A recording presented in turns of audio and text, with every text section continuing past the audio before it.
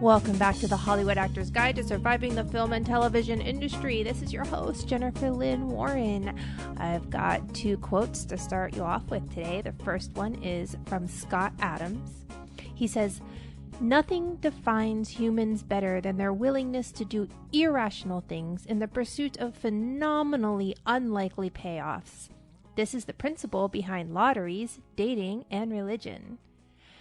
My second quote is from Mitch Hedberg, and he says, "I don't have a girlfriend, but I do know a woman who'd be mad at me for saying that."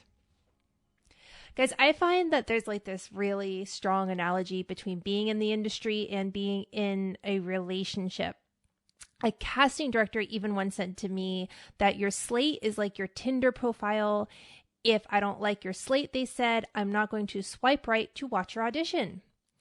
And slate, for those of you who don't know, a slate is when an actor says his or her name at the start of an audition, like, "Hi, my name is Jennifer Lynn Warren. I am 5'7" and am willing to drive you to the airport at 5 a.m. if that's what it takes to get a call back."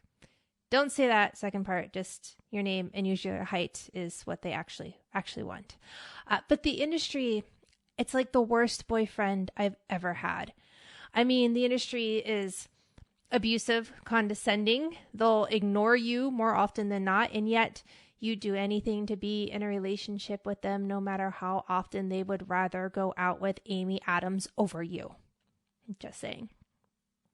Mostly, the industry is always going to want someone younger, older, thinner, fatter, taller, shorter, whatever it is that you are not at the moment. They don't return your phone calls. You're deeply in love with them, but they are pretty indifferent to you, unless you are an A-lister, of course.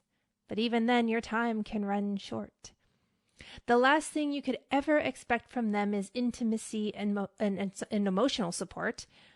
But there are ways of navigating the tumultuous waters when you are so deeply in love with a thing that does not care about you. It's part emotional mindfulness and part really understanding how this business works. I want to make it easier for you to book parts, and I want it to make it easier for you when you don't. And I also want to make something clear, something that really sucks, but you need to understand it if you really want to work. This industry does not care how talented you are. It doesn't care how good looking you are. It also doesn't care that you are a nice person and always on time. It only cares that in the right moment, at the right place and time, you are right for a role. But here's the great news. When you're really right for a role, no one else can take it from you. A great example of this is searching for, quote, famous people who auditioned for The Office, unquote, on YouTube. So you want to go on YouTube and look up famous people who auditioned for The Office. You'll be surprised to see who didn't get the role because a lesser known actor was just right for it. There's no magic sauce to any of this, but it's time to explore how to get you in the right places for opportunity without diving into depression. That's kind of really the game that we are all playing here. And there is no guarantee that any of us will make it. My own career slows down and then all of a sudden skyrockets, and then suddenly I wonder if I even have a career anymore. You know, and I constantly have to work on my own advice, you know, to pick myself back up at times. And don't think that this relationship with the industry, like, I know there's a danger in thinking that the relationship with this industry is abusive. But if you go to psychologycentral.com, psychological abuse can look like 1, humiliation or embarrassment. Hello, auditions. 2, constant put downs. Well, every audition rejection. 3, hypercriticism. How many of us really feel good enough? 4, refusing to communicate. How many replies do you get with agent submissions and casting director auditions? 5, ignoring or excluding you. Do I really need to explain this one? 6, extramarital affairs. I mean, do we really have to talk about this after the Me Too movement? 7, provocative behavior with the opposite sex. 8, isolating you from friends and family. Can we talk about the long hours on set? 9, using money to control. But I mean, isn't this every job that we have, no matter what, anyway? And 10, making everything your fault. You're not right for the role. You're not this, you're not that. I mean, it is a bit, it's a bit abusive, but that's okay. It's not that it's okay. All right, let me rephrase that. I'm not focused today. I'm thinking about the Shiba coin going up and down on crypto. Let's be real. We all have our other little hobbies, right? But here I am doing this podcast because I do think that if you truly want to know something, you teach it. So here we are. It was almost 10 years ago. No, it was over 10 years ago that I actually met one of my dearest friends. I talked about Pruitt Taylor Vince in a few podcasts ago. If you listened to, I think it was 2 ago, he cast me in a play he was directing at a local college. An Emmy Award winner and a well-known actor is baffled at why he was doing this little play with nobody actors when he should be living the high life of red carpets and Hollywood mansion parties back in Hollywood. At least this was my naive thought at the time. The only movie I had done so far was a short film in college while earning my degree in theater, so that's all I had on my resume when I met him.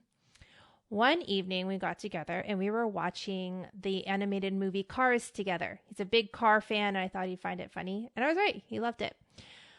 After the movie, gathering all the courage I had, I asked him why we were watching this film in a small studio apartment instead of a huge mansion.